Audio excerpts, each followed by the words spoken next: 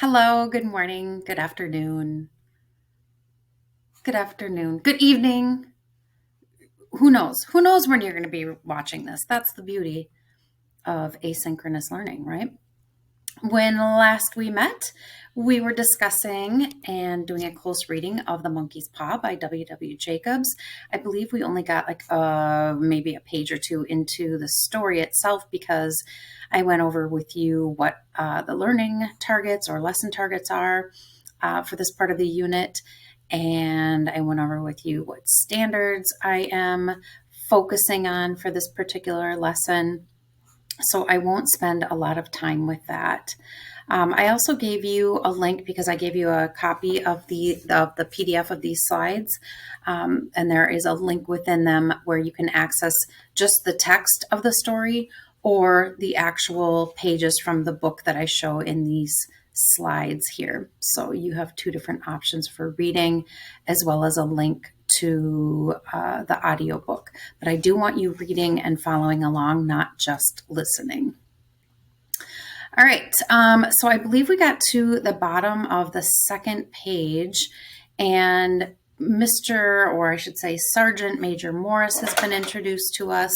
He showed up after being gone for 21 years, and we know where he was for those 21 years because it tells us, and in the text evidence, it says, I wish I had a better pointer here. I apologize, but 21 years of it. Hey, maybe I can do this.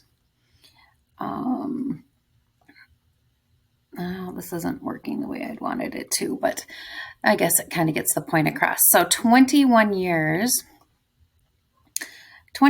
of it, said Mr. White, nodding at his wife and son.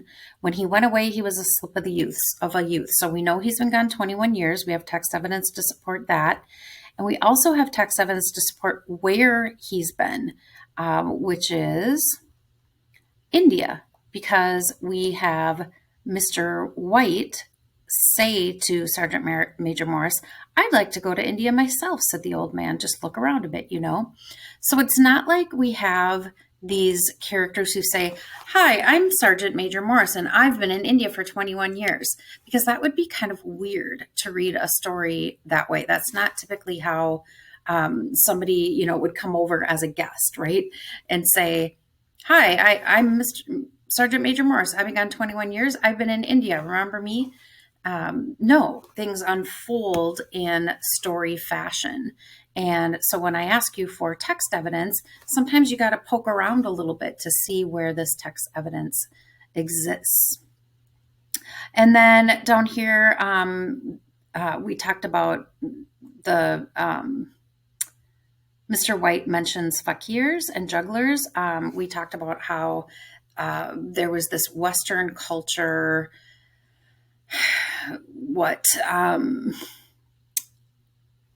allure of the exotic, and they really felt like East Asia was a very exotic place. And here they even say strange scenes and doughty deeds of wars and plagues and strange people, very exotic in the Western man's thoughts anyway. And then here is our first glimpse at the monkey's paw. Weren't you telling me a story the other day about the monkey's paw or something, Morris? Said Mr. White.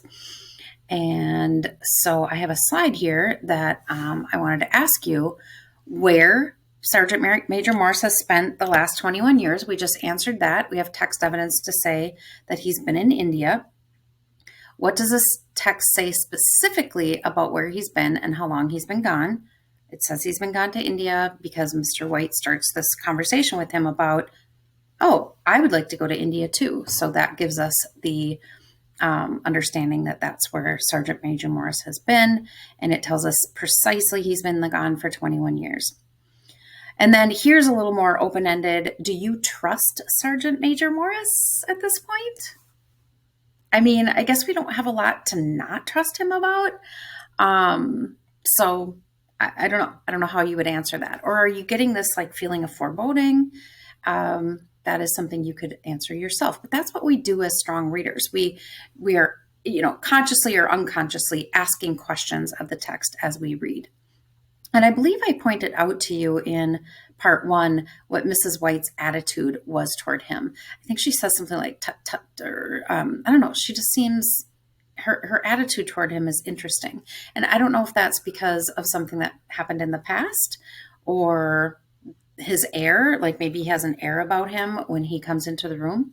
We don't know. Some things are left uncertain in reading. And, the artfulness of being an author is not to offend our reader by pointing out too many things, right? We need some uncertainty. It's part of what makes reading enjoyable, is being able to fill in those blanks ourselves as we read. All right, so now I'm at the top of what here is called page 175, and I will just start here. I gotta kind of start with that last line though here. So let's see. What was that you started telling me the other day about the monkey's paw or something, Morris? Nothing, said the soldier hastily. Leastways, nothing worth hearing. And it's like, I don't think so. You can't just do that to us as readers, and we know the Whites aren't going to settle for that either. Monkey's paw, said Mrs. White curiously. Well, it's just a bit of what you might call magic, perhaps, said the sergeant major offhandedly. His 3 listeners leaned forward eagerly. The visitor absent-mindedly put his empty glass to his lips and then set it down again. His host filled it for him. We know he's certainly drinking a lot of, whiskey, brandy? I can't remember if they told us. To look at, said the sergeant major, fumbling in his pocket, it's just an ordinary little paw, dried to a mummy. Okay, first of all, we're thinking as readers, if some guy had a mummified monkey's paw in his pocket, pretty much anybody, it's going to raise an eyebrow, right? Of course, this is going to be interesting. An ordinary little monkey's paw? No, I don't think so. He took something out of his pocket and proffered it. Mrs. White drew back with a grimace, but her son, taking it, examined it curiously. And what is there special about it? Inquired Mr. White as he took it from his son and, having examined it, placed it upon the table. It had a spell put on it by an old fakir, said the sergeant major, a very holy man. He wanted to know that fate ruled people's lives, and you'll see that I have that circled or a box around that because I think that's important here, especially since we know this particular conflict in literature that we're studying right now is man versus the supernatural or fate. So an old fakir, a holy man, supposedly put a spell on this mummified monkey's paw. He wanted to know that fate ruled people's lives. It doesn't say he wanted to know if fate ruled people's lives. He said he wanted to show that fate does rule people's lives, right? So kind of an important distinction. And that those who interfered with fate, did so to their sorrow. Wow, that's kind of a big deal here being said. And I love asking questions of the text, and I love wondering what clues an author gives me. And I feel like that's going to be a very strong clue, so I'm going to keep that in my mind. He put a spell on it, this monkey's paw, so that 3 separate men could each have 3 wishes from it. So 3 separate men, 3 wishes. We don't know how many men have had it so far, right? But we know, what is that? A total of 9 wishes, right? His manner was so impressive that his hearers were conscious that their His manner was so impressive that his hearers, the White family, were conscious that their light laughter jarred somewhat. So this is kind of a serious moment. Well, why don't you have 3, sir? said Herbert White cleverly. And I don't really know where to put the emphasis in saying that sentence. Well, why don't you have 3, sir? Or is it, well, why don't you have 3, sir? Well, why don't you have 3, sir? I'm not really sure where the emphasis goes. So hopefully reading on, I can figure that out. The soldier regarded him in the way that middle age is wont to regard presumptuous youth. The soldier regarded him in the way that middle age is wont to regard presumptuous youth. So speaking of the youth being the young man, Mr. White's son, Herbert. And then in case you want to know what wont means, it means accustomed or used to, kind of the normal way of things. I have, he said quietly, and his blotchy face whitened. Got to think about, like, when does a person kind of get this, like, a white appearance, right? Before they said he was rubicund of visage, or like a kind of rosy cheeked, and all of a sudden he goes white. And did you really have the 3 wishes granted? Asked Mrs. White. I did, said the sergeant major, and his glass tapped against his strong teeth. And has anybody else wished? Inquired the old lady. The first man had his 3 wishes, yes, was the reply. I don't know what the first 2 were, but the third was for death. That's how I got the paw. So now we get the clue that the Whites, if the Whites keep this paw, they would be the 3rd man. So 3 men, 3 wishes. And we know Sergeant Major Morris had it, and someone before him had it. And then this to me just sounded so ominous. The 3rd wish the last guy had was for death before Sergeant Major Morris got the paw. Okay. What were the 2 wishes before wishing for death? You know, if you're using your last wish and wishing that you'll die, we gotta think something horrible happened that made him want to die. And that was his last wish. Yikes. His tones were so grave that a hush fell upon the group. If you've had your 3 wishes, it's no good to you now then, Morris, said the old man at last. What do you keep it for? The soldier shook his head. Fancy, I suppose, he said slowly. I did have some idea of selling it, but I don't think I will. It has caused enough mischief already. Besides, people won't buy.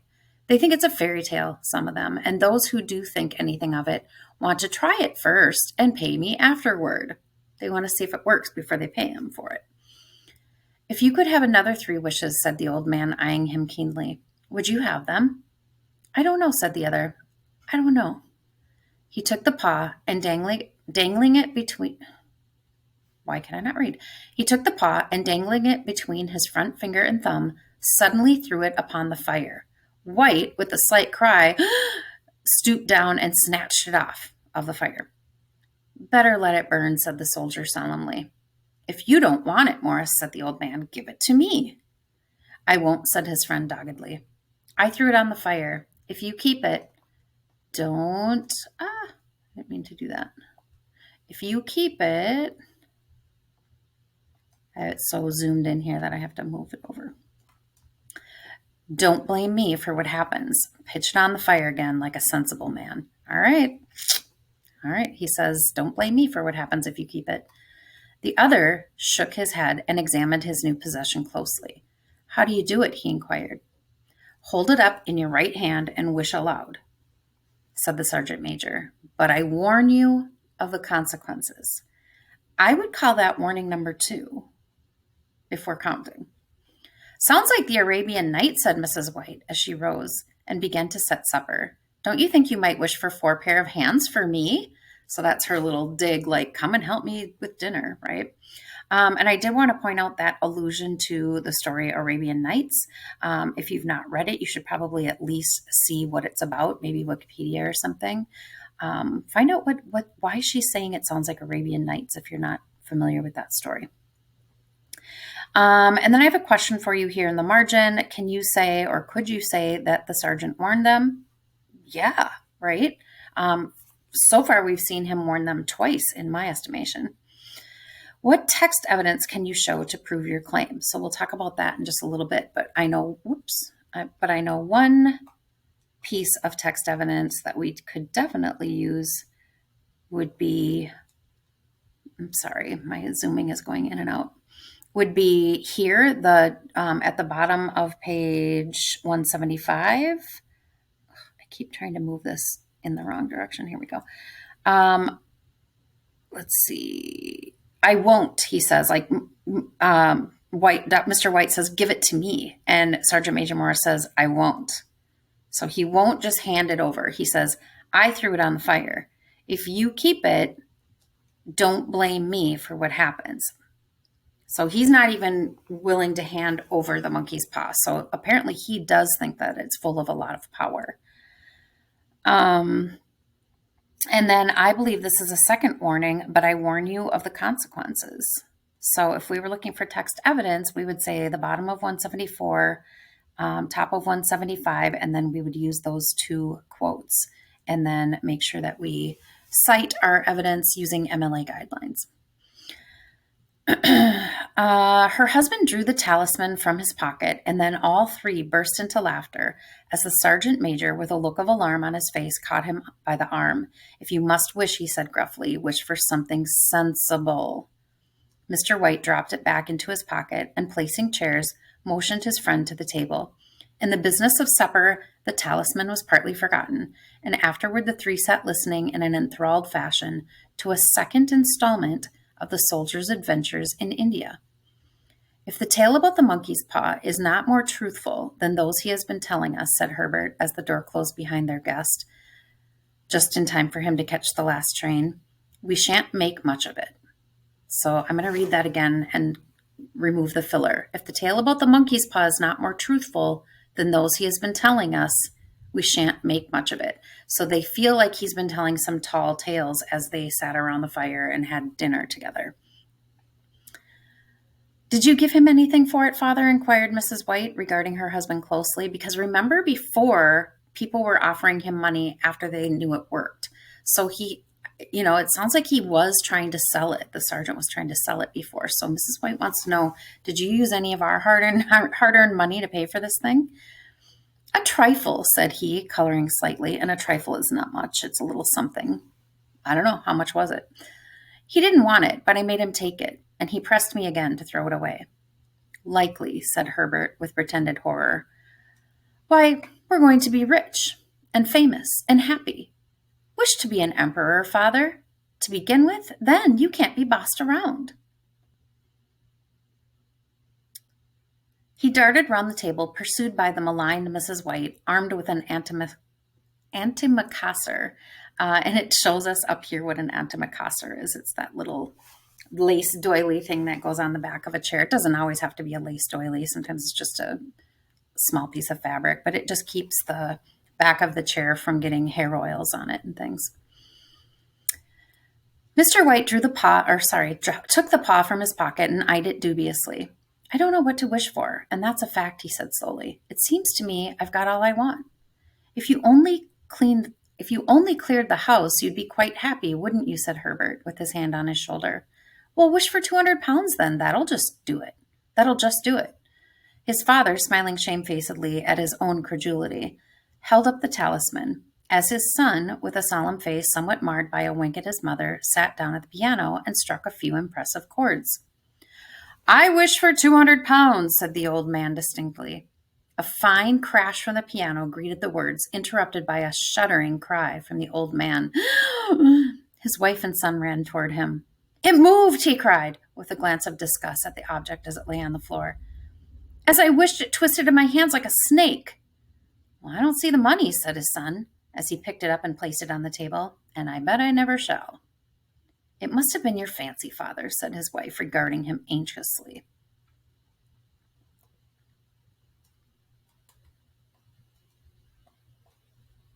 He shook his head. Never mind, though. There's no harm done, but it gave me a shock all the same. They sat down by the fire again while the two men finished their pipes.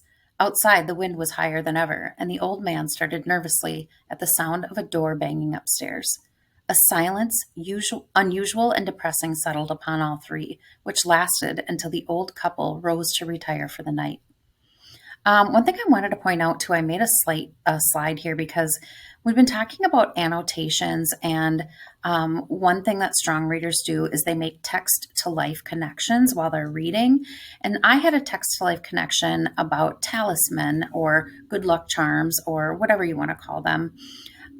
Because growing up in the 1980s, we really thought nothing about carrying around these we call it a rabbit foot, and we carried around with us. We called them good luck charms, and they came in all different colors.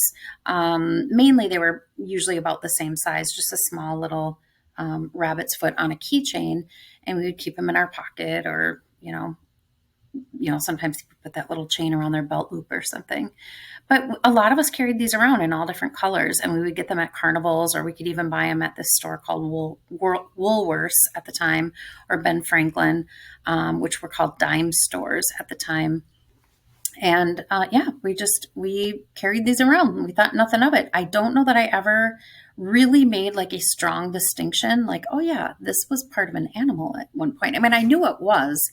In fact, the little claws would still be on it. Like if you felt inside the fur, you could feel the bones and the claws. And when I think of it now, it just feels so macabre. But at the time, we thought nothing of it. All right, continuing on in the story. They sat down by the fire again, while the two men finished their pipes. Outside, the wind was higher than ever, and the old man started nervously at the sound of a door banging upstairs. A silence unusual and depressing settled upon all three, which lasted until the old couple rose to retire for the night. "I expect you'll find the cash tied up in a big bag in the middle of your bed," said Herbert, as he bade them good night, "and something horrible squatting up on top of the wardrobe, watching you as you pocket your ill-gotten gains." So he's having a little bit of fun with his parents here. He sat alone in the darkness, gazing at the dying fire and seeing faces in it. This must be Mr. White. The last face was so horrible and so simian that he gazed at it in amazement. And if we look to see what simian means, that might not be a word that you're familiar with. It means to resemble a monkey. To be simian is to resemble a monkey. So he's seeing a monkey's face in the fire. It got so vivid that with a little uneasy laugh, he felt on the table for a glass containing a little water to throw over it. His hand grasped the monkey's paw, and with a little shiver, he wiped his hand on his coat and went up to bed. In the brightness of the wintry sun next morning, as it streamed over the breakfast table, Herbert laughed at his fears. There was an air of prosaic wholesomeness about the room, which it had lacked on the previous night, and the dirty, shriveled little paw was pitched on the sideboard with a carelessness which betokened no great belief in its virtues. Betokened like it held no great, or indicated no great consequence, right? Or any, who cares? Let me see. I think I'm in the wrong spot here. Here we go. "I suppose all soldiers are the same," said Mrs. White. "The idea of our listening to such nonsense. How could wishes be granted in these days? And if they could, how could 200 pounds hurt you, father?" "Might drop on his head from the sky," said the frivolous Herbert. "Morris said the things happened so naturally," said his father, that you might, if you so wished, attribute it to coincidence. Important here, because if we remember back, the fakir, or supposedly the fakir, put a curse on, or a magic spell on this paw to see that, let me just put it directly the right way. Wanted to show that fate ruled people's lives, and that those who interfered with fate did so to their sorrow. So the fact that Mr. White here is saying, if you so wished, attribute it to coincidence, that might not be a good thing to do if you believe in this fate that the fakir put this magic spell on the monkey's paw to find out what faith people had in fate. I don't know how else to put that. "Well, don't break into the money before I come back," said Herbert as he rose from the table. Again, he's sort of having fun with all of this. I'm afraid it'll turn you into a mean, avaricious man, and we shall have to disown you. And I'm not sure if you know what avaricious is. So down here, if you will see, it says, oh, does it not say what avaricious means? Oh, I thought it did. Well, one little peek at the site I like to go to is called vocabulary.com. And avaricious, so avariciousness, the root word would be avaricious. Someone who is avaricious is greedy or grasping, concerned with gaining wealth. The suggestion is that an avaricious person will do anything to achieve material gain, and it is in general not a pleasant attribute. Now, this is important because this idea of being greedy or grasping, it's no coincidence, it's no small thing that he's using that word, avaricious, because if we consider how monkeys behave, so it's about the monkey's paw. The monkey's long gone, he's dead, but it's this mummified monkey's paw. And this idea of being greedy or grasping. And if you think about it, monkeys, as they play around and do various things, if you've watched them at zoos and things, they're very playful, but they are also very avaricious. They're very grasping and greedy, and they run around and take things from people. And it's fun to watch them because they do this. They're little, they're sort of mischievous, right? Wanting to take things that belong to people. You'll see them taking off someone's sunglasses or trying to get someone's earring or necklace or something. So it's no small thing that they're using the word avaricious here. The author's doing that intentionally. His mother laughed and followed him to the door, watched him down the road, and returning to the breakfast table was very happy at the expense of her husband's credulity. All of which did not prevent her from scurrying to the door at the postman's knock, nor prevent her from referring somewhat shortly to retired sergeant majors of bibulous habits when she found that the post brought a tailor's bill. Bibulous habits is fond of alcoholic beverages and drinks them regularly. Well, the sergeant major was definitely drinking when he was there. Herbert will have some more of his funny remarks, I expect, when he comes home, she said, as they sat at dinner. I dare say, said Mr. White, pouring himself out some beer, but for all that, the thing moved in my hand. That I'll swear to. You thought it did, said the old lady soothingly. I say it did, replied the other. There was no thought about it. I had just... What's the matter? His wife made no reply. She was watching the mysterious movements of a man outside, who, peering in an undecided fashion at the house, appeared to be trying to make up his mind to enter. In mental connection with the 200 pounds, she noticed that the stranger was well dressed and wore a silk hat of glossy newness. 3 times he paused at the gate and then walked on again. The 4th time he stood with his hand upon it, and then with sudden resolution flung it open and walked up the path. Mrs. White, at the same moment, placed her hands behind her and hurriedly unfastened the strings of her apron, put that useful article of apparel beneath the cushion of her chair. She brought the stranger, who seemed ill at ease, into the room. He gazed furtively at Mrs. White and listened in a preoccupied fashion as the old lady apologized for the appearance of the room and her husband's coat, a garment which he usually reserved for the garden. She then waited patiently for him to broach his business, but he was at first strangely silent. I was asked to call, he said at last, and stood and picked up a piece of cotton from his trousers. I came from Ma and Megan's. The old lady started. Is anything the matter? She asked breathlessly. Has anything happened to Herbert? What is it? What is it? Her husband interposed. There, mother, he said hastily. Sit down and don't jump to conclusions. You've not brought bad news, I'm sure, sir. And he eyed the other wistfully. I'm sorry, began the visitor. Is he hurt? Demanded the mother wildly. The visitor bowed in assent. Badly hurt, he said quietly, but he is not in any pain. Oh, thank God, said the old woman, clasping her hands. Oh, thank God for that.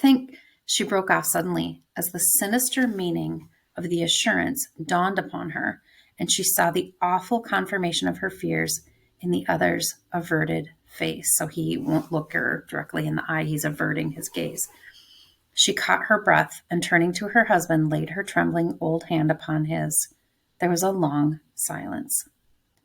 He was caught in the machinery, said the visitor at length in a low voice.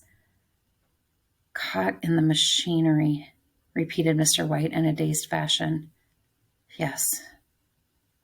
He sat staring blankly out at the window and, taking his wife's hand between his own, pressed it as if he had been wont to do it in their old courting days nearly 40 years before. He was the only one left to us, he said, turning gently to the visitor. It's hard. The other coughed and, rising, walked slowly to the window. The firm wished me to convey their sincere sympathy with you in your great loss, he said, without looking around. I beg that you will understand I am only their servant and merely obeying their orders. There was no reply. The old woman's face was white, her eyes staring, and her breath inaudible. On the husband's face was a look such as his friend the sergeant might have carried into his first action. I was to say that Ma and Megan's disclaim all responsibility, continued the other. I didn't mean to do that again. They admit to no liability at all, but in consideration of your son's services, they wish to present you with a certain sum as compensation. Mr. White dropped his wife's hand and, rising to his feet, gazed with a look of horror at his visitor. His dry lips shaped the words, How much? 200 pounds was the answer.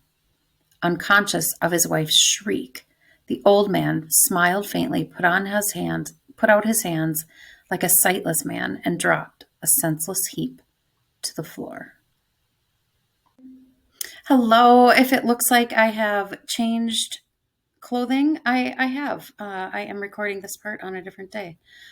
And then I'm hopefully going to stitch it together. We'll see how well my tech savviness goes here. One thing I just wanted to review very, very quickly is in part of this video tutorial, I mentioned the behavior of monkeys. And here I have a slide that has a question. How does understanding the behavior of monkeys help us with understanding deeper nuances within the story? And if you remember, I had you watch a video about the British imperialism in India, the British Raj. I had you answer some questions about that. And then I've been mentioning, as we're reading through the story, that Sergeant Major Morris has been in India for 21 years. And it is no coincidence that the author is drawing in some deeper nuances within the story. They're not just going to bang you over the head with it, because that's insulting. And writers who write well do not do that to their readers. All right. I believe I left off before this new recording with the man from Herbert's company coming to their door, and he says, your son died in this tragic accident. He got pulled into the machine, and oh my gosh, grasping pearls when he says how much he wants to compensate them for. And of course, it's 200 pounds, which is what Mr. White wished upon the monkey's paw. So very, right? This is definitely a creepy story. And so that just adds to it. I am going to make my view a little larger because my eyesight, after teaching English for many years, has really gone downhill. All right. So I'm going to start where it has this Roman numeral 3. In the huge new cemetery, some 2 miles distant, the old people buried their dead and came back to a house steeped in shadow and silence. It was all over so quickly that at first they could hardly realize it and remained in a state of expectation as though of something else to happen, something else which was to lighten this load too heavy for hearts to bear, especially it says old hearts to bear. I believe Mr. White said that was their last remaining child. And as we know, it is unnatural for parents to lose their children. But the days passed, and expectations gave place to resignation, the hopeless resignation of the old, sometimes miscalled apathy. Sometimes they hardly exchanged a word, for now they had nothing to talk about, and their days were long to weariness. It was about a week after that the old man, walking suddenly in the night, stretched out his hand and found himself alone. The room was in darkness, and the sound of subdued weeping came from the window. He raised himself in bed and listened. "Come back," he said tenderly. "You will be cold." So he sang this to Mrs. White. "It is colder for my son," said the old woman, and wept afresh. The sound of her sobs died away in his ears. The bed was warm, and the eyes heavy with sleep. He dozed fitfully, and then slept until a sudden wild cry from his wife awoke him with a start. "The paw!" she cried wildly. "The monkey's paw!" He started up in alarm. Where is it? What's the matter?" She came stumbling across the room toward him. "I want it," she said quietly. "You've not destroyed it?" "It's in the parlor, on the bracket," he replied, marveling. "Why?" She cried and laughed together, and bending over, kissed his cheek. "I only just thought of it," she said hysterically. Why didn't I think of it before? Why didn't you think of it?" "Think of what?" he questioned. "The other 2 wishes," she replied rapidly. "We've only had one." "Was that not enough?" he demanded fiercely. "No," she cried triumphantly. "We'll have one more. Go down and get it quickly and wish our boy alive again." The man sat up in bed and flung the bedclothes from his quaking limbs. "You are mad," he cried, aghast. "Get it," she panted. "Get it quickly and wish, oh, my boy, my boy." Her husband struck a match and lit the candle. "Get back to bed," he said unsteadily. "You don't know what you're saying." "He had the first wish granted," said the old woman feverishly.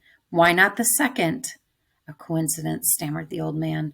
"Go and get it and wish," cried his wife, quivering with excitement. The old man turned and regarded her, and his voice shook. "He has been dead 10 days, and besides, I would not tell you else, but I could only recognize him by his clothing," meaning he went to the accident site and had seen him, when he had been caught in the machine. I can imagine, very gruesome. And now he's telling his wife, "I didn't tell you this before, but the only way I even knew it was our son was by his clothing." So he was unrecognizable. "If he was too terrible for you to see then, how now?" "Bring him back," cried the old woman, and dragged him toward the door. "Do you think I fear the child I have nursed?" Well, of course, Mr. White is thinking, if we bring him back from the dead, he's going to come back the way he looks right now. So not only, ripped apart by this machinery, but now he's decayed 10 days. "Bring him back," cried the old woman. Do you think I fear the child I have nursed?" He went down in the darkness and felt his way to the parlor and then to the mantelpiece. The talisman was in its place, and a horrible fear that the unspoken wish might bring his mutilated son before him ere he could escape from the room and seize upon him, and he caught his breath as he found that he had lost the direction of the door. So this is kind of making him all like out of it. His brow cold with sweat, he felt his way round the table and groped along the wall until he found himself in the small passage with the unwholesome thing in his hand. Even his wife's face seemed to change as he entered the room. It was white and expectant, and to his fears seemed to have an unnatural look upon it. He was afraid of her. "Wish!" she cried in a strong voice. "It is foolish and wicked," he faltered. "Wish!" repeated his wife. He raised his hand. "I wish my son alive again." The talisman fell to the floor, and he regarded it shudderingly. Then he sank trembling into a chair as the old woman with burning eyes walked to the window and raised the blind. He sat until he was chilled with the cold, glancing occasionally at the figure of the old woman peering through the window. The candle end, which had burned below the rim of the china candlestick, was throwing pulsating shadows on the ceiling and walls until, with a flicker larger than the rest, it expired. The old man, with an unspeakable sense of relief at the failure of the talisman, crept back to his bed, and a minute or two afterward the old woman came silently and apathetically beside him. Neither spoke, but both lay silently listening to the ticking of the clock. A stair creaked, and a squeaky mouse scurried noisily through the wall. The darkness was oppressive, and after lying for some time screwing up his courage, he took the box of matches and, striking one, went downstairs for a candle. At the foot of the stairs the match went out, and he paused to strike another, and at the same moment a knock, so quiet and stealthy as to be scarcely audible, sounded at the front door. The matches fell from his hand and spilled into the passage. He stood motionless, his breath suspended, until the knock was repeated. Then he turned and fled swiftly back to his room and closed the door behind him. A third knock sounded through the house. "What's that?" cried the old woman, starting up. "A rat," said the old man in shaking tones. A rat. It passed me on the stairs." His wife sat up in bed listening. A loud knock resounded through the house. "It's Herbert," she screamed. "It's Herbert." She ran to the door, but her husband was before her and, catching her by the arm, held her tightly. "What are you going to do?" he whispered hoarsely. "It's my boy. It's Herbert," she cried, struggling mechanically. "I forgot it was 2 miles away." She means the cemetery, so that's why it took a while for him to appear. "What are you holding me for? Let's go. I must open the door." "Don't let it in," cried the old man, trembling. "You're afraid of your own son," she cried, struggling. "Let me go. I'm coming, Herbert. I'm coming." There was another knock and another. The old woman, with a sudden wrench, broke free and ran from the room, her husband following to the landing, and called after her appealingly as she hurried downstairs. He heard the chain rattle back and the bottom bolt drawn slowly and stiffly from the socket. Then the old woman's voice, straining and panting. "The bolt!" she cried loudly. "Come down, I can't reach it." But her husband was on his hands and knees, groping wildly on the floor in search of the paw. If he could only find it before the thing outside got in. A perfect fusillade of knocks reverberated through the house, and he heard the scraping of a chair as his wife put it down in the passage against the door. He heard the creaking of the bolt as it came slowly back, and at the same moment he found the monkey's paw and frantically breathed his third and last wish. The knocking ceased suddenly, although the echoes of it were still in the house. He heard the chair drawn back and the door opened. A cold wind rushed up the staircase, and a long, loud wail of disappointment and misery from his wife gave him courage to run down to her side, and then to the gate beyond. The street lamp, flickered opposite, shone on a quiet and deserted road.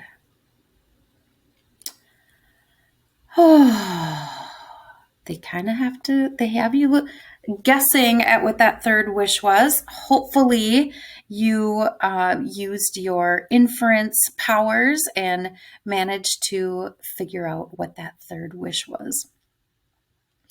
And then, so if you are reading in the textbook, it asks you some questions. Personal response: consider Mr. White's actions at the end of the story. In his place, what would you have done? And then give a reason for your answer. I kind of want you to just kind of think about that in your own mind. And, be thinking about like the mood at the beginning of the story versus toward the middle and the end of it. And what things happened that you didn't expect to happen, like what ironic things happen. And I don't know, just ask you, it's a good thing to be thinking about your reading.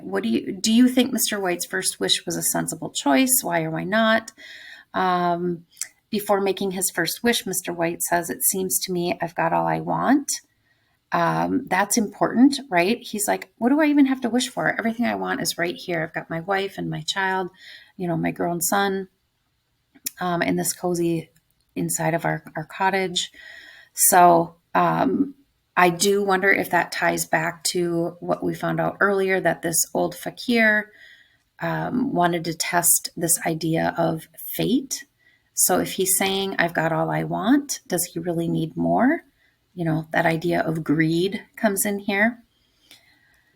Think about like the foreshadowing used, and this text to self connection, text to our own life connection. Have you ever wished for something and then regretted it? Have you ever wished for something and then actually had your wish granted and didn't like the outcome? I know there's a kind of a famous country song about unanswered prayers, like things that we used to pray for or think we wanted, and then we realize, oh, it probably wouldn't have been a good idea if I'd have received that. And then I want you to be thinking about what's the most unsettling aspect of this story. Different students come up with different answers to that too. All right. So I will have some kind of a reading check for you and a assessment for you based on this recording. And I hope you enjoyed the story. I hope it left you with a lot to think about.